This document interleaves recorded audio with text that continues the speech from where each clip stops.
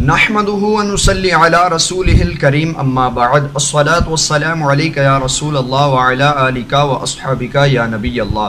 دوستو میں ہوں غلام معین حیدر، آپ کو ہمارے یوٹیوب چینل کنز الوظائف میں خوش آمدید۔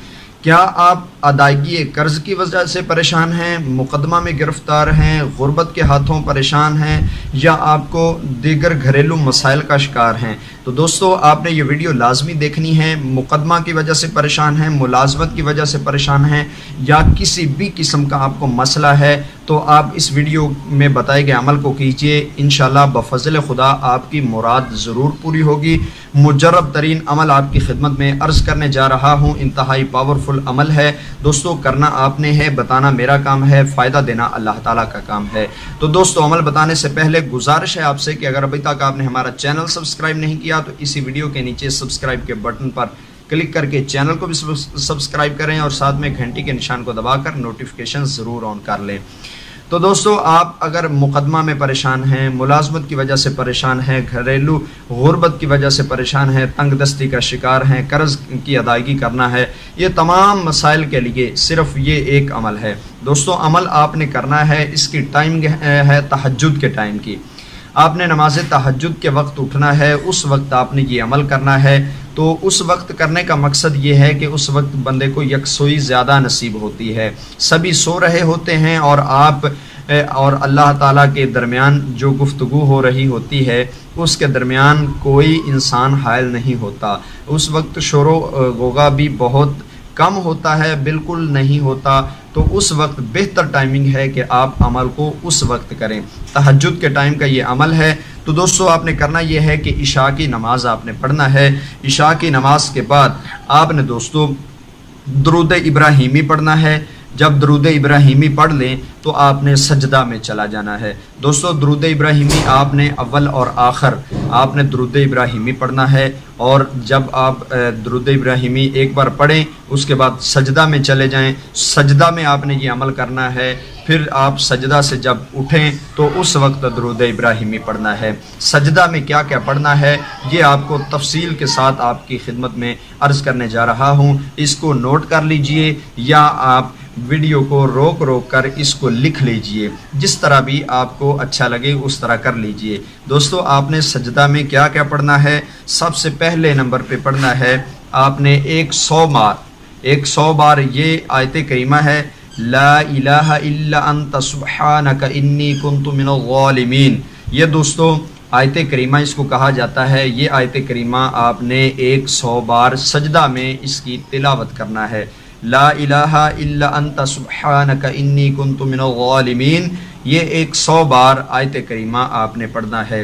اس کے بعد ایک اور آیت مبارکہ آپ نے پڑھنا ہے، رب انی مسنی الضر وانت ارحم الراحمین۔ یہ دوستو آیت مبارک یہ بھی 100 بار اس کی سجدہ میں تلاوت کرنا ہے۔ 2 آیات مبارکہ بتا دیں، اب تیسری آیت مبارکہ اس کو بھی 100 بار آپ نے پڑھنا ہے، وہ یہ ہے وَأُفَوِّضُ أَمْرِي إِلَى اللَّهِ إِنَّ اللَّهَ بَصِيرٌ بِالْعِبَادِ۔ یہ آیت مبارکہ بھی 100 بار سجدہ میں پڑھنا ہے دوستو۔ 3 آیات آپ کو بتا دیں، چوتھی آیات یہ ہے حسبنا اللہ ونعم الوکیل نعم المولا ونعم النصیر۔ یہ بھی آیت مبارکہ 100 بار سجدہ میں تلاوت کرنا ہے۔ اور 5ویں آیت مبارکہ یہ ہے یا رب انی مغلوب فانتصر۔ یہ 5 آیات آپ نے سجدہ میں 100 بار پڑھنا ہے، تو انشاءاللہ بفضل خدا آپ کا عمل پورا ہوگا۔ اس کا طریقہ کار آپ مکمل سن لیجئے۔ یہ تو سجدہ میں پڑھنا ہے، تہجد کے ٹائم کیا کرنا ہے یہ تو عشاء کی نماز کے بعد کرنا ہے۔ تہجد کے ٹائم کیا کرنا ہے دوستو؟ آپ عشاء کی نماز کے بعد اس عمل کو کریں گے کہ نماز ادا کر کے ایک بار درود ابراہیمی، پھر سجدے میں جا کر یہ 5 آیات مبارکہ جو دوبارہ میں دہرانے لگا ہوں۔ پہلے نمبر پر لا الہ الا انت سبحانک انی کنت من الظالمین۔ دوسری آیت رب انی مسنی الضر وانت ارحم الراحمین۔ تیسری وَأُفَوِّضُ أَمْرِي إِلَى اللَّهِ إِنَّ اللَّهَ بَصِيرٌ بِالْعِبَادِ۔ چوتھی حسبنا اللہ ونعم الوکیل نعم المولا ونعم النصیر۔ اور 5ویں یا رب انی مغلوب فانتصر۔ یہ 5 آیات کو آپ نے سجدہ میں ایک 100 بار پڑھیں گے، یہ 500 بار ہو جائے گا۔ اور اس کے بعد دوستو آپ نے سجدہ میں اپنے حق کے لیے دعا کرنا ہے۔ اگر آپ مقدمہ میں پریشان ہیں، روزی کی وجہ سے پریشان ہیں، ملازمت نہیں مل رہی، لڑکے یا لڑکی کی شادی نہیں ہو رہی، اولاد نہیں ہو رہی، غرض کے آپ ہر عمل کے لیے، آپ ہر مقصد کے لیے اس کو کر سکتے ہیں۔ اب دوستو تہجد کے وقت کیا کرنا ہے؟ تہجد کے وقت آپ نے تہجد کے نفل ادا کرنے ہیں۔ تہجد کے نوافل ادا کرنے کے بعد آپ نے دوستو 2 رکعت نفل حاجت کے بھی پڑھنے ہیں۔ 2 رکعت نفل حاجت کے پڑھیں، اور دوستو نفل حاجت کے پڑھ کر آپ نے پھر سجدہ میں چلے جانا ہے۔ آپ تھوڑا سا تہجد کے ٹائم اتنا وقت پہلے اٹھیے گا کہ آپ کا عمل پورا ہو سکے، یعنی آپ اگر صبح کی اذان 4 بجے یا 5 بجے آتی ہے، یا آپ کی ٹائمنگ جو بھی ہے اس ٹائم پہ اذان آتی ہے، تو اس سے قریباً 2 گھنٹہ پہلے آپ اٹھیے اور عمل کیجئے۔